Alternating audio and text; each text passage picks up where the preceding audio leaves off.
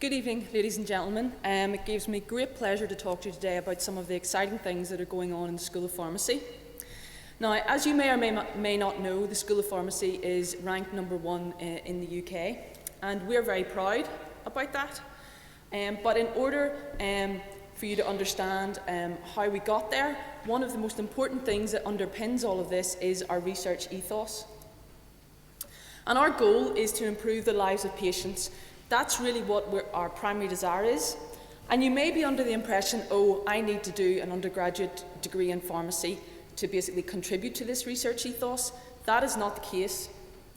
We need a broad range of scientists. They range from social sciences right through to engineering. And one of our main desires is to focus on drugs to prevent and alleviate and cure diseases. Now, this means not only do we need to design the drugs, we need to formulate them, but there's no point formulating a drug unless you can deliver it to the patient. So absolutely everything that we do has the patient in mind. Once you give it to patients, there's then implications. So, one of our big things in the School of Pharmacy is that you're not alone if you come to do a PhD within our school.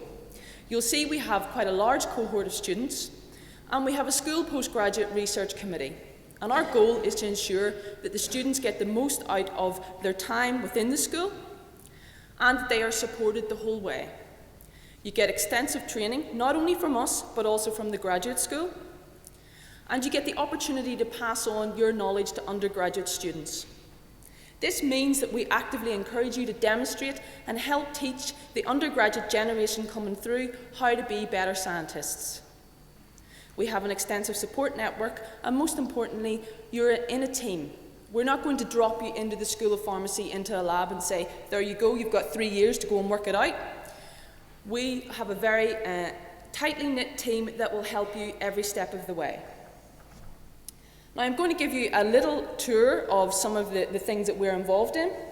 And again, it's very much team orientated. There's no one person that's greater than anybody else. And we actually run an open door policy where students can just knock on the supervisor's door and come in and chat about their research projects. One of our projects that's having clinical impact at the moment is whenever we examine the lungs of patients, and Michael Tunney's involved in this. And we can see that there are many different types of bacteria that are involved with cystic fibrosis. This can impact then on the types of medication that these patients will get. It's also about impact for patients. So Carmel Hughes heads up a team where basically they look at how you can change a person's behaviour. If you can identify a problem in a person's behaviour and you can change it, then the outcomes will be different. You may say to yourself, okay, well, what difference does that make? Well, the difference that makes is that you can stop things like inappropriate prescribing or misuse of medications. And these are all very prevalent, particularly in the elderly population. We also have great teams that are involved in improving lives through medical devices. With catheters, where they're in for a long period of time, they get biofilms. And Colin McCoy has been heavily involved in improving catheters, and indeed he has come up with this idea where a catheter can be light activated and it will release reactive oxygen species, and that in turn will end up killing all the bacteria that would form on it. These are real projects that are having impact upon patients' lives. Ryan Donnelly heads up a big team in Microneedles, and the idea behind a microneedle is it's a transdermal patch. You can put it on your arm and it will release a drug. This is highly useful if you are, say for example, afraid of needles, or alternatively, if you are a young child or a baby and you can't access your blood, you can use these microneedle patches to basically gain and pull out interstitial fluid. In that way you can read the pharmacokinetic profiles of whatever patient you examine. Carl Malcolm, he's heavily involved in pharmaceutical engineering, and one of the key things with his projects is involved with HIV projects. And he's engineered silicone rings that are inserted intravaginally, and these silicone rings contain antiretrovirals. What this means is it has a huge impact for the developing world, and if you can give an antiretroviral, you can give a number of other drugs during this process.